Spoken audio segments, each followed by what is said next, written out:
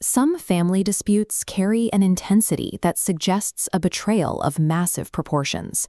That's exactly what happened when a 32-year-old man turned a conversation with his younger sister into an all-out confrontation. The brother launched a series of accusations, claiming she never listened to him and had deeply hurt both him and his wife by ignoring his guidance.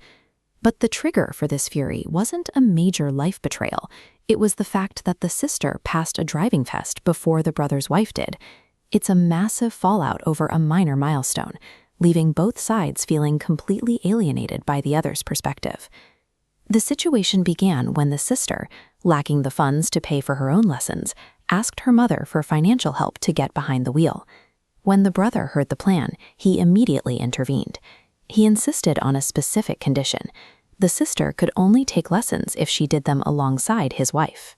This was a difficult arrangement for the sister, who values her independence and generally prefers to handle her personal goals on her own. Despite her reservations and a lack of closeness with her sister-in-law, she agreed to the joint lessons to keep the peace and get started. By linking their lessons together, the brother effectively ensured that the sister's progress would be tied directly to his wife's pace. The two women enrolled in a driving school together and began their initial training.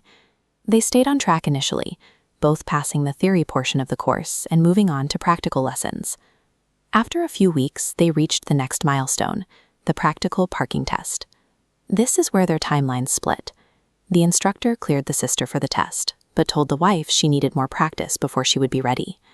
The sister took the test on her scheduled day and passed with no issues. When the brother heard the news, he didn't celebrate. Instead, he demanded the sister stop all further lessons until his wife could pass the parking test and catch up. This demand meant the sister's progress was no longer about her own ability to drive, but about ensuring she didn't cross a finish line before someone else. The sister had a practical reason to keep moving. Summer was approaching, and she didn't want to be stuck doing road lessons in 50 degrees Celsius heat while waiting for her sister-in-law to be ready. She decided to move forward anyway, independently booking a new instructor for her on-the-road lessons. When the brother discovered she had defied him, he bypassed her and called their mother, attempting to use her influence to stop the sister's progress. The mother saw no issue with the sister's choice, telling the brother that it was perfectly fine for her to finish her lessons on her own schedule.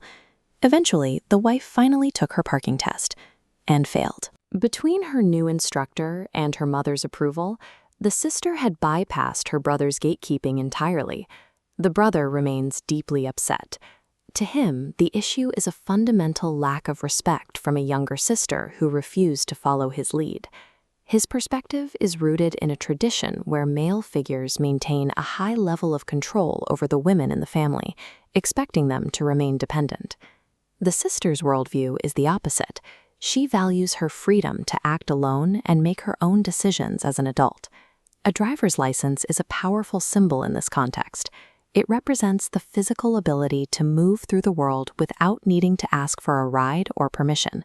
For the brother, the driving license represents more than a card in a wallet.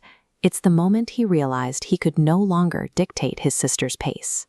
This leaves us with a difficult question.